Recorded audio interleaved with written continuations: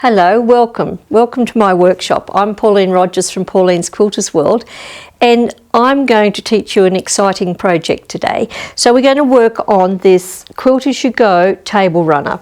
Now this is a table runner I've put together so that I can show you all sorts of things. We're going to talk about quilting, and if you're not good at free motion quilting, please look at my first lesson that I've done. It's all on teaching yourself how to free motion quilt. So we're going to make quilting easy for you today for this table runner. We're going to show you how what we use to make our half circles. Then we're going to show you how to make bias and put around the edge so you can do some lovely bias applique. Then we're going to show you how to do a sashing with a little paper strip or a flange down the side, and how to put this together quilt as you go. So you'll end up with a finished project. Now it will, there will be downloadable PDF notes for you on this, which will give you all the measurements and everything, but I'll note the measurements down as we go if you want to write them down. But at the end you'll be able to buy a kit that has all of the tools that we use for Quilt As You Go, and I'm just going to go through those tools. So a lot of what I'm going to cover is covered in my Quilt As You Go book. It's been a very, very popular seller, but it will show you more than just the technique that I'm going to show you today in this lesson. We're going to use the bias ruler so you know how to cut your fabric on the true bias, because cutting fabric on the true bias can be a real trick. A lot of times we can get puckering coming around the tight curves, particularly when we're doing like the full circles and that. So I want to show you how to cut your fabric out so it's on the true bias. I'm going to show you the marking pen I use and how we mark our half circles, why I use the little rotary cutter. I'm going to show you and introduce you to my 1/4 and 1/2 square triangle rulers. These are what I use to do really accurate triangles and everything, but also how I'm going to use this one with all the little holes in it to do our half circles. I'm going to show you why I use the Roxanne glue basic in preference to using a fusible web. I'm going to show you and explain to you why I use the monopoly thread, why I use the fork pins, and just take you through in general how to make something like this. And you should be able to get this done in a day. It's a very quick project and very neat, and it will lead you on to lots of other exciting things. So now we're going to start cutting out our fabric, and I'll explain all of that to you. I prefer to use, as a batting preference, I prefer to use the Hobbs Heirloom double-sided fusible batting. Now you can use whatever sort of batting or wadding you want, but I just choose to use this one. It's my favourite, but if you've got a preference, you use what you like.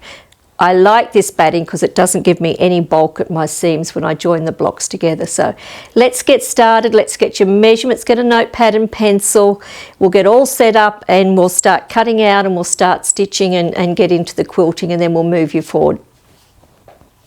To start with, we're going to cut our background fabric out. On this project here, on this table runner, I used a lovely cream, but on the one I'm making, so you can learn from it, I've used this lovely burgundy colour. So we've got a backing piece, we've got our batting, and we've got our top layer. So lay the 3 layers together. Now if you're going to pin these, you'll have to safety pin it all together, but if you're using the Hobbs fusible batting, just lay the 3 layers down, and then with a hot dry iron you slowly press. So the heat from the iron sets the light film of glue that's in this batting, but if we move the iron fast over the surface it won't adhere, so you've got to move the iron slow and just keep moving right across the piece. If you put the iron on the edge of this batting, it's not going to stick to your iron, it doesn't make a mess. If for some reason or other you got this crooked or you didn't iron down properly, you could peel it off and re-iron it again. Once you get the top done, we'll just flip it over, flatten it all out, and then press the back. Now that means I can go to the sewing machine and start quilting straight away. So the measurements you're going to cut these pieces, you'll cut 2 backing, 2 main fabric and 2 batting. You'll cut them 18 inches by 15 inches. Put the 3 layers together, and now we're ready to start quilting. And quilting can be whatever you want to quilt on here. On this cream one, I've done a really fancy design with flowers and little spirals and everything in it.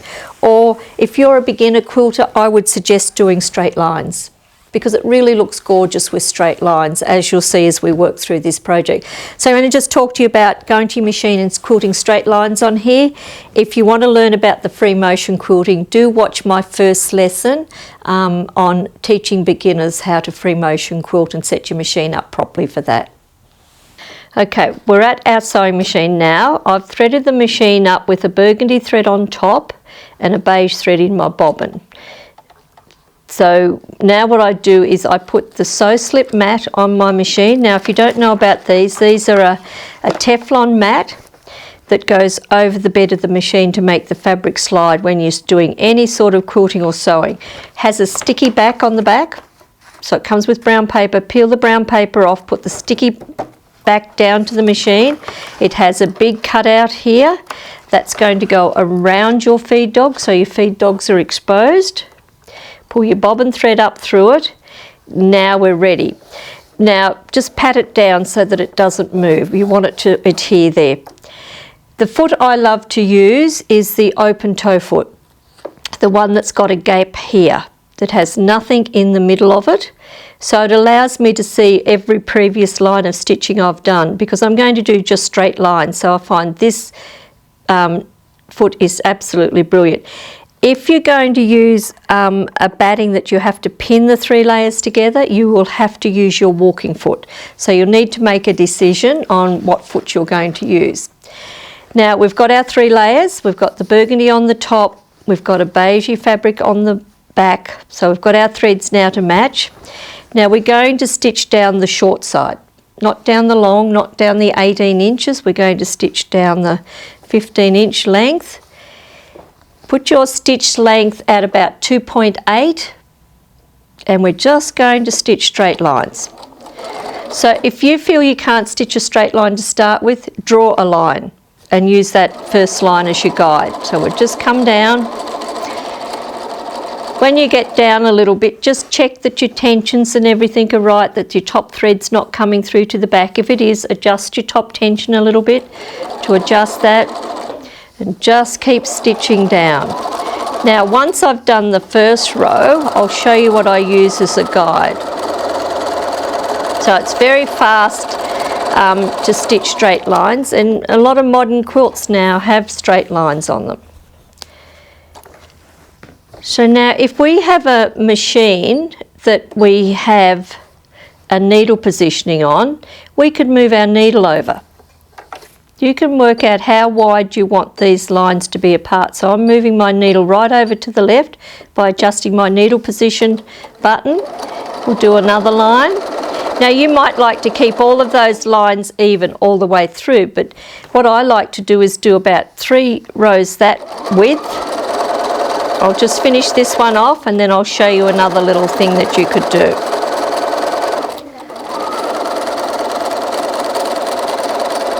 Get to the end. Now you'll need to work out on your machine whether you have to do 1 row down and 1 row back the opposite way. All machines feed their fabric through in a different manner. Now what I'm going to do is, this is my previous row of stitching right here. I know it's very hard to see when I use the same colour thread, but I'm now going to put the inside edge of this foot right on that stitching line. So the inside edge of the foot's right on the stitching line. Now I'm going to do a row of stitching very, very close to the previous one. And I might do 3 or 4 rows like that. And I'll just keep adjusting the width of my stitching lines just to give the background a little bit of interest. And when you get all of this quilted up and you get your second piece done, it'll probably take you about an hour, hour and a half to do all of that stitching. We'll then start putting our applique shapes on here, and it's going to get really exciting from here on in. The quilting is the most boring part, particularly if you're just doing the straight lines, and I don't know if you can see that, but I've done 1 row, a second row, and then I've done another row close. So I'll probably do 3 close rows and then about 5 a little bit apart. Another thing you can do if you don't want to do straight lines, you could put this down, put your needle in the down position if you've got a needle in the down position, and as you go, just wiggle your fabric. That way you're going to get curved lines. So I'm just moving the fabric under the needle. When I get that row done, I'll come back and use the side of my foot as a guide to do the next row. So use the features on your machine to help you guide your way through. So my needle's in the furthest position to the right, so this edge of the foot now is going to run along my previous row of stitching.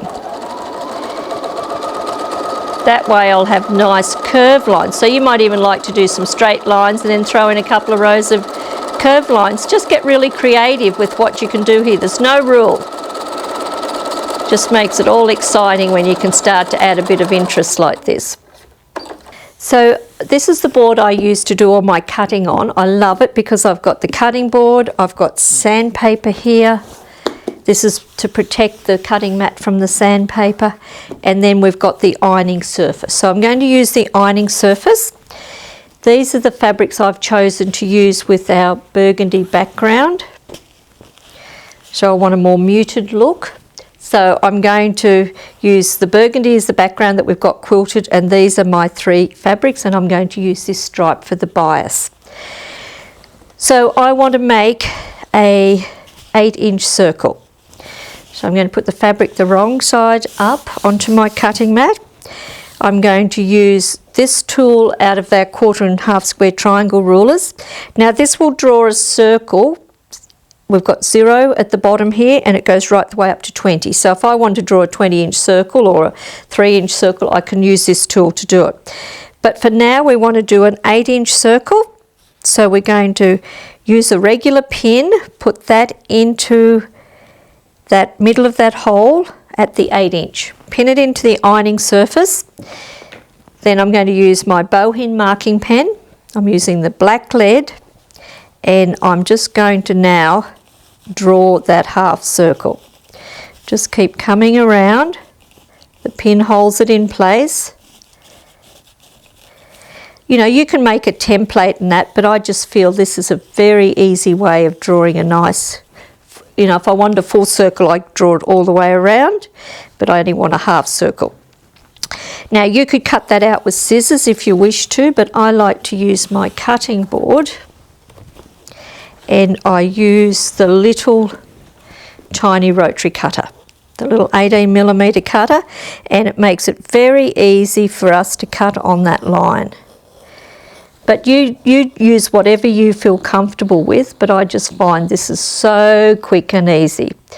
So we'll cut out all of our different shapes, and we'll need 2 of everything. We'll then get our fabric that we've trimmed back. Now this is going to go at the bottom. We're going to use the Roxanne glue basted. Position that and you know, get it level so that it's, just do some measurements here. I'm 3 inches in that side. Just need to move it over a fraction. 2 7/8. Just a bit more. Now we're 3 inches from both sides. Then I use the glue. I use this small end, and I just run the glue, a little dot of glue, underneath that piece of fabric. And then when we get that on there, so you can see I'm just putting a little bead of glue. Don't worry if you get the glue everywhere, because it does wash out. It's great to use. We'll just wipe that piece off. Then when I get that in place, I go round and I put all of my other pieces in place. With this circle here, it's a 7-inch half circle, but we will cut that one in half. So we're doing 1/4 of a circle. So out of that we'll get two of our shapes. So we'll do that one. We'll fold our board back in. We will get a different piece of fabric.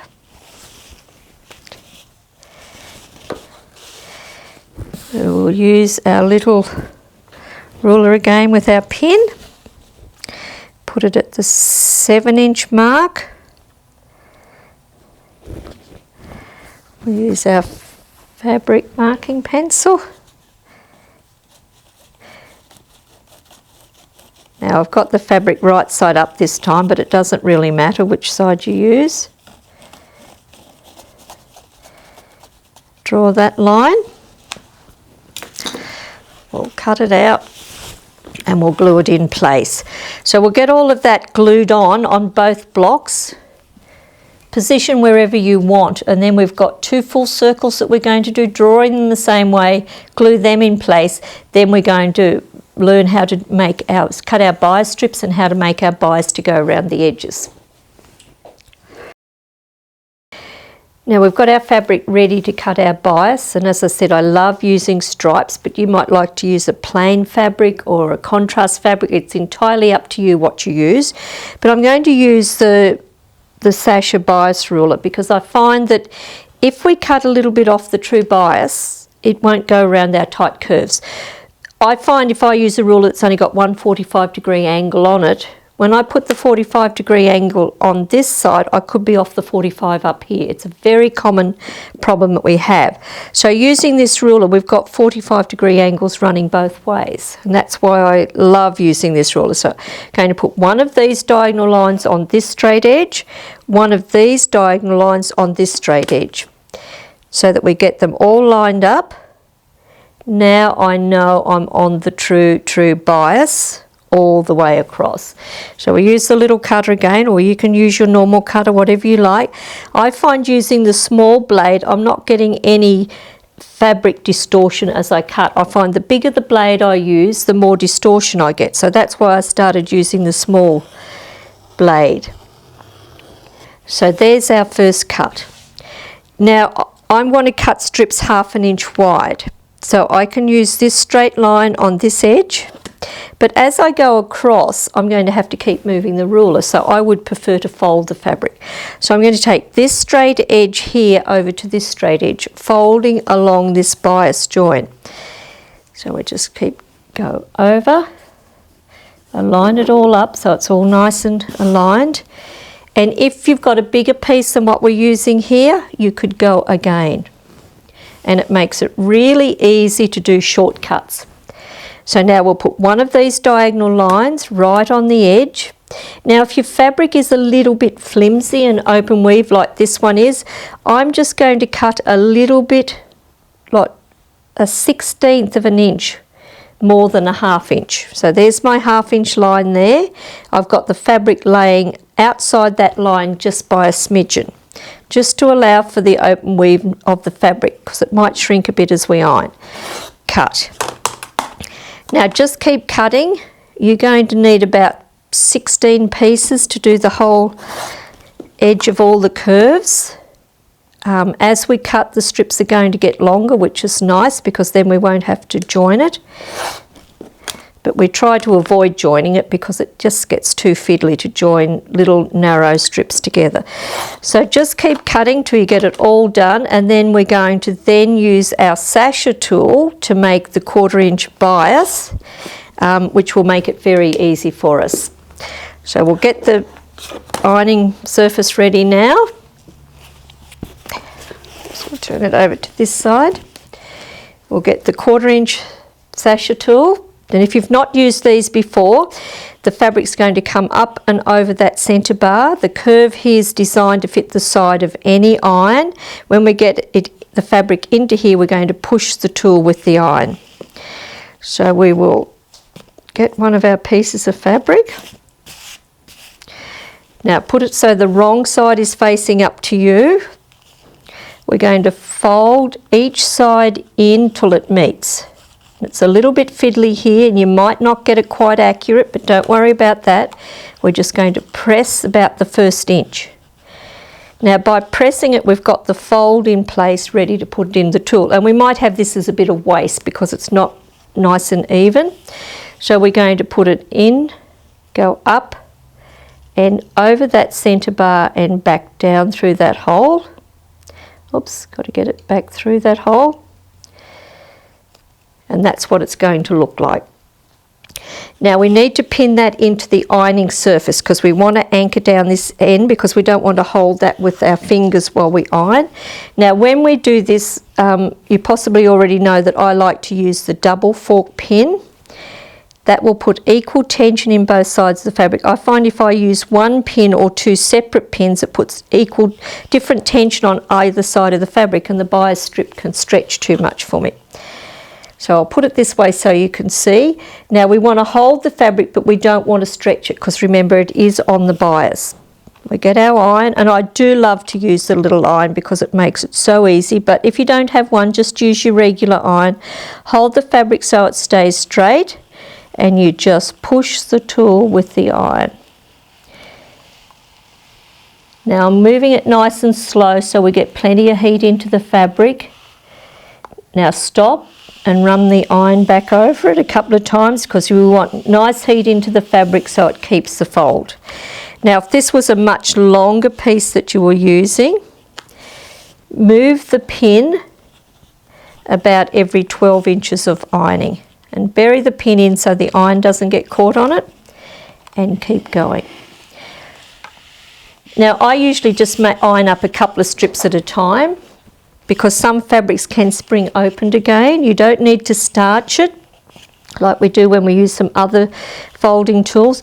Now I don't know if you can see the back of that, it's folded that strip over so it's absolutely perfect. Now we will get our block that we've positioned all of our shapes onto. We've got them all in position. So the other one would be the mirror image of this. So you put this on this side, this up this end, that down that end, but you can turn them around to do that.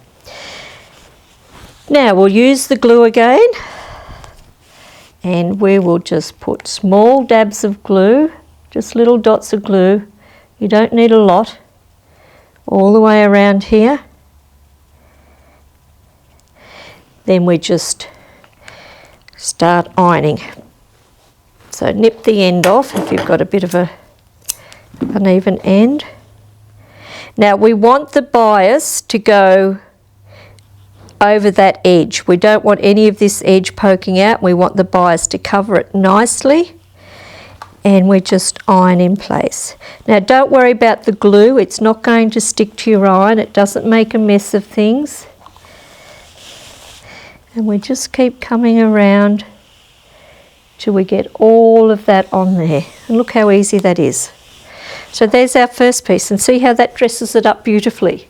Now we're going to go and do it around all of these, and then I'm going to make some more up to show you how to do the circles.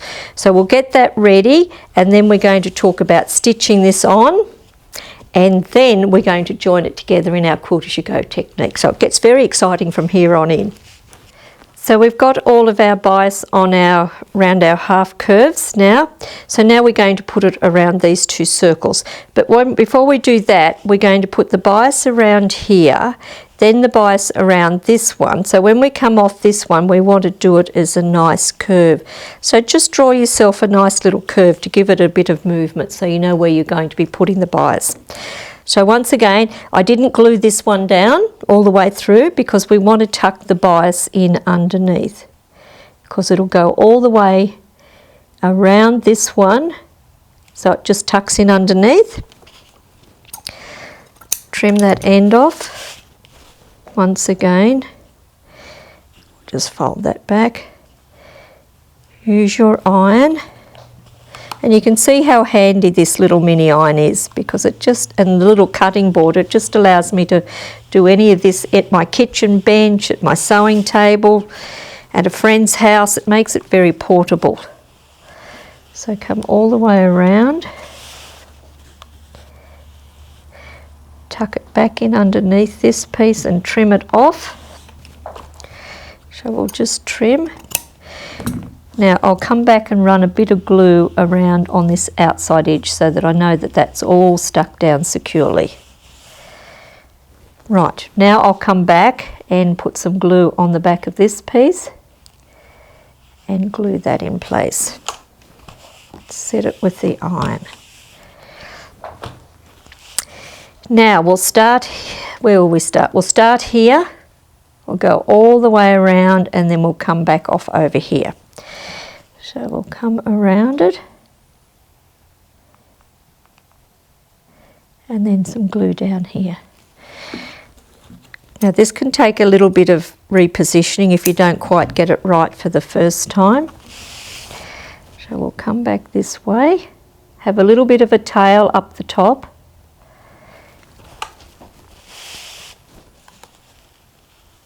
Just come around. Just keep turning it as you go. And you can see the bias is going to sit beautifully around that tight little curve. It'll sit so flat for you because we cut it on the true bias using that great ruler. Now I need a little bit more glue here.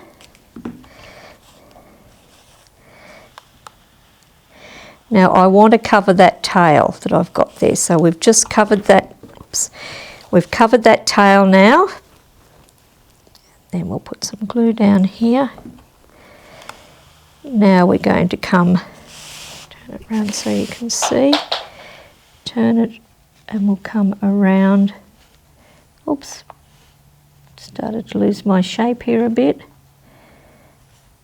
Just tuck it back in under. And then we just keep coming down and around till we finish off. So there's our bias down. So simple. Now you can see the little bits of glue here. I just get a wet cloth now and I damp all that down and the glue totally dissolves. Then we're ready to come to our machine and start stitching it. So I'm going to set the machine up with the monopoly invisible thread, clear thread in the top of my machine. Because I find if I use a black thread, it's going to show up on the white. If I use a white thread, it's going to show up on the black. If I run off the line, it would show up. So I just find when I stitch all my bias down, I always have this in the top of the machine. I'm going to put a regular cream in the bobbin, whatever thread I use for the quilting. And then I'm going to use the open toe foot. So set your machine up with the monopoly thread, just as you normally would. I have the open toe foot on the machine and the bias just fits nicely between this foot on my machine. But what I want to do is have this inside edge of the foot right on this edge of the bias. And I'm going to move my needle position over so the needle sits right on the edge of the bias. Now as I stitch, I won't watch the needle, I'll watch the side of the foot. And that will keep me right up against this bias and it'll make me stitch a straight row right on the edge of the bias. We'll do one side and then we come around and do the other. So just fold it all up so it fits in under here nicely. Keep total control of it. And off we go. Just keep the eye on the side of the foot. That way we're stitching really close to the edge of that bias. The glue doesn't pick up on our needle. The glue, the bias won't move on you. The only reason it will move is if you haven't set the glue with the hot iron. So just take your time, come around, open it out and just keep stitching. And once you've done a little bit of stitching, you'll really get your eye in to watch the side of that foot. And it makes it quite fast. And then when you finish, you really don't see the stitching because that thread is totally invisible. Love that thread. It doesn't melt. It's not one of our nylon invisible threads. It's monopoly, so it doesn't give you tension issues. It doesn't melt. It doesn't stretch. It just purrs through your machine beautifully. If you get the thread from us, we give you full instructions on how to set it up on your machine. And you'll love it. It's my most favourite thread. I use it on everything. So now we're just about around one side. It's quite fast to do. Now we'll go back down the other side. We'll just stitch across here and come back down the other side. So you're just going to continue that stitching until you get all your bias stitched on both of your blocks.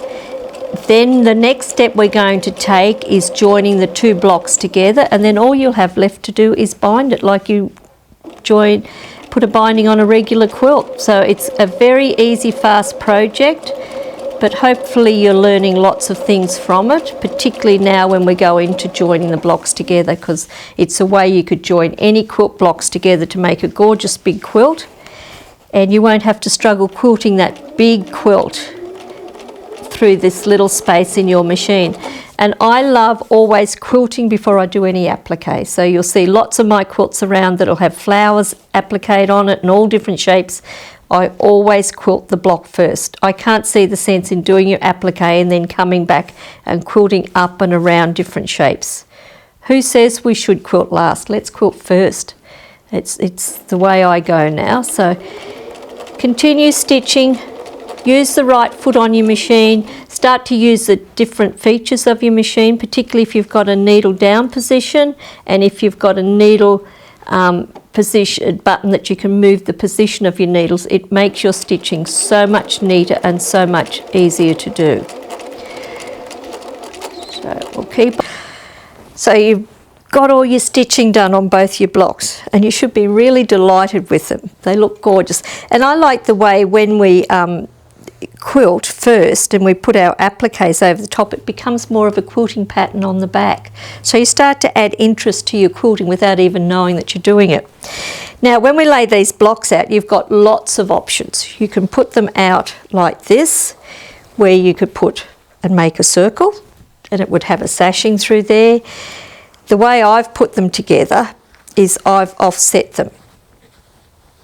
So you could offset it like that, or we can do it like this. So that's how I've put this one together, and that's how I'm going to put this one together. But play with your blocks because there's lots of options you've got. Now what we're going to do is cut a piece of our backing fabric, the fabric that's the same as our back. We're going to cut it 2.5 inches wide because we're going to put a 2.5 inch wide sashing between these blocks to space it out. So this quilt as you go technique, if you were following it in my book, this is the between the block technique. So we've cut our backing fabric 2.5 inches wide. That's where it is there. We're going to put the backings right sides together and we'll pin that all the way through. So we'll just pop some pins in this. And I love to use the flower head pins because they go through the batting and that nicely. So once we're pinned down, we'll pin the other block to the other side of it. So make sure you've got your blocks going the way you want them. And remember, the wrong side of the fabric is facing up to you. The right sides of the backings are going together and the wrong side of the fabric's facing up to you. So pin down this side as well, and then we're going to stitch that down with a 1/4 inch seam. I'd still use the normal open toe foot, and I move my position, needle position over, so I've got it at exactly a 1/4 inch. Sew down either side, which we'll do in a moment, but before we do that I'm just going to show you how we're going to make our sashing with a little flange or a little peeper either side. So we'll just set that aside at the moment. We'll go back to the sewing machine in just one moment. So now to make my 2.5 inch wide sashing, I've cut this strip 2.5 inches wide. I've cut the pieces that I'm going to use as my little peeper or my flange. This is cut 2 strips cut 1 inch wide. I'm going to bring my cutting ironing mat back in. I'm going to fold this piece in half. Now this is cut on the straight grain, and I've purposely done that because I wanted the stripes going straight across on this, because the other stripes are going on the diagonal around the bias. It just adds a bit of interest. So we've folded the fabric in half, press the 1st inch, come into the tool using the 1/2 inch sasher tool. Once again we'll pin into the ironing surface with that double pin. Then we're going to hold the fabric nice and straight and we'll push with the iron. And it's just wonderful how quickly this tool folds your fabric in half perfectly for you, and you certainly don't have to stand there and burn your fingers. So you work all the way down, do both strips, and then we sew it to the either side of that sashing. So this is raw edge to raw edge, this is our folded edge here. Once you've stitched that down with your 1/4 inch, put it on the ironing surface, press the seam, that little peeper strip, so it goes out and out on both sides. So it looks like that. Now, to save you going all the way along there and pressing it and trying to get the fold out of it and try and make it nice and neat, we're going to put it into the 2.5 inch wide tool, go up from the bottom, back down. We're going to now pin into the ironing board, pin it. So we're going to put one pin in one side and another pin in the other side to anchor it down. Let's get another pin, pin it in, and then we hold this nice and firm and we push with the iron. Oops, stuck on the pin. So just go nice and slow, push this down. Once it gets started, it makes it a lot easier to just keep going down. And that pushes that seam out and back in underneath, so you get that gorgeous little peeper strip down each side. You've got no little folds in here. It opens it up beautifully and you get it like so. So now we'll go to the machine and we'll stitch the backing piece in place. Now, the other thing we have to do with this piece is we're going to cut a piece of our batting, the same batting that we've used in our blocks.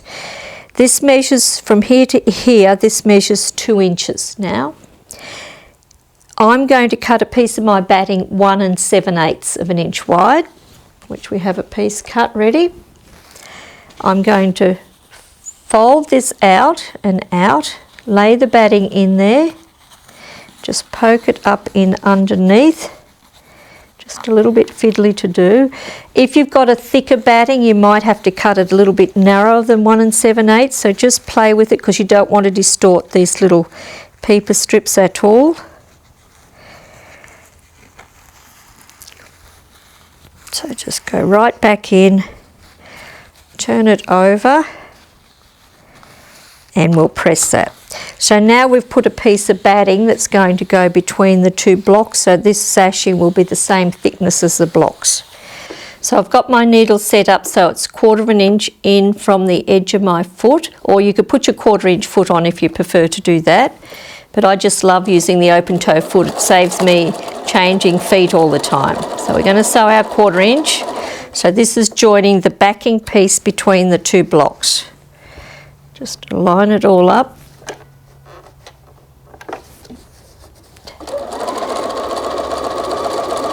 So we'll stitch down both sides and then we're ready to put the sashing over the top of the block. So if you were making a quilt, you'd put your 2 blocks together like this, then put the sashing on, then you'd join the next block on, put the sashing on, and you'd keep going till you get all the blocks joined up the same manner. But it's so nice to know that all your blocks are quilted first. You don't have to come back and do that quilting. So there it is. Now we're going to iron that, press it so the seam sits into the middle. We're going to use our applique glue, our Roxanne glue, and we're going to put little dots of glue all the way down the edge on both sides. We're going to put our sashing that's got the batting inside. We're going to put that over the top of the seam. Press it with a hot, dry iron to set the glue, and then we're going to stitch in the ditch. It's as simple as that. It's very, very simple to get this all done. If you put this on and you didn't really like this colour here, you might want to come back and put an inch stripe piece down through the middle. You can dress it up, you can do all sorts of things with it, but once that's stitched on, your blocks are then joined together. So all you've got to do then is put the binding around the outside edge. So I'm just going to go and glue this now and set it with the iron, and then we'll stitch it, and then I'll show you a little trick on ironing your binding up using the sasher tools. So now we've got this all glued in place. You can see it's just sitting right over the seam line of the backing piece that we've sewed on. You can see what it looks like at the back. There's our backing piece we've joined in. So you will look like you've got to strip down the back, but I think that's okay. You could come back after you stitch this on, you could do some quilting around here, so that would make the back all blend in beautifully. But what we're going to do now is stitch down in that ditch. So just roll it up, come back, we've still got the clear thread on the top, and we've got a regular beige thread in the bobbin, we've got the open toe foot on still, and we're just going to stitch right down in that ditch, right in the seam line of where those two pieces join. And because the sasha tool pushed that seam out nice and even for us, it's so easy to stitch in that ditch. So you come down one side and then go back up the other.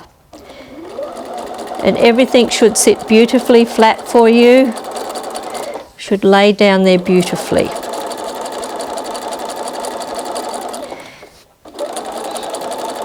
Down one side, back up the other, and then all we've got to do is bind it, and you're completed your lovely little table runner in whatever colour combination you wanted to make. These are great to make for gifts. You know, Christmas is going to be here before we know it, so it's a good time to get out, you know, and use up all your stash. In the PDF downloadable notes will tell you exactly how much of each fabric you need to use. These background blocks could be two different colours. You could have two different coloured creams. You could have two different colour beiges. You know, they don't all have to be the same. It's just, this class is all about teaching you technique. And I've still got that slippery mat on my machine that I talked about before when we were doing the first bit of quilting. And it just makes this slide through the machine beautifully, so I'm not having to push or do any of the shoving that we normally have to do. So now we've got our sashing stitched in place. Let me just give you a tip on doing your binding, but you would bind this like you do bind a regular quilt. You could round the corners if you wanted to. If you're going to do that, you'd have to cut your binding on the bias. So I'm going to do square corners just like we have on this one. So I've stitched the binding to the wrong side of the quilt or the table runner. I've stitched it on this side. I've turned it over to the front. I've put glue along the stitching line where I stitched the binding on, pressed it with a hot iron, and then I've come back and I stitched right on the edge with that monopoly thread in the top and a regular thread in my bobbin. So that's the way that we put the binding on. It's just a regular binding. But I want to show you how to fold the binding and put it through the sasha tool so you don't have to burn your fingers. Then we're completely finished your project. So there's our sashing, now stitched in place. Doesn't it look beautiful with that little peeper down the side? If you don't want to have that, you just cut your fabric strip, put it through the tool, and you top stitch it down the edge. But if you're really keen to learn more on Quilt As You Go, I am doing another class, and it will be the back-to-back technique of putting blocks together. And we're going to make a different sort of table runner. So I'll show you that and show you a few other things that you can get done learning with our lessons, and you can make some beautiful things. So with our binding, we've cut the strips 2.5 inches wide, and I join on the diagonal. Press the seam away from you, and then I fold it in half, press the start. Then I'm going to, this, as I said, this was cut 2.5. Now fold it in half, it measures 1.25 inches. So I'm using the 1.25 inch tool, go up from the bottom and back down. We'll pin into the ironing surface with the double pin again. Just pin, hold the fabric out in front of you so you've got some tension on the fabric, and push with the iron. When we get to a seam, here's our seam here, we just tap the tool over the seam and keep going. And you just keep ironing down, pushing the tool down the ironing board till you get the whole strip done. Then you're just going to remember, sew it on from the wrong side all the way around as you do a normal binding. Turn it over to the front, put little dots of glue on the stitching line, fold it over and press, then go to your machine and stitch right on the edge like we did with the bias. Use that open toe foot, it will make it so easy. So that's the end of our class. I hope you enjoyed it. Don't forget the notes are there for you with all the amounts of fabric you need, with the tools that we suggest. We are offering a kit for the class. You get everything in it that I was basically using. You get the bias, sasha ruler and the mini cutter. You get the bowhin marking pen with the black and the white leads. You'll get the Roxanne glue based it, and like even if you've got a bottle of this, it's always handy to have the second bottle. The monopoly clear thread, once again, even if you've got a reel of this, it's worth having 2 in the cupboard.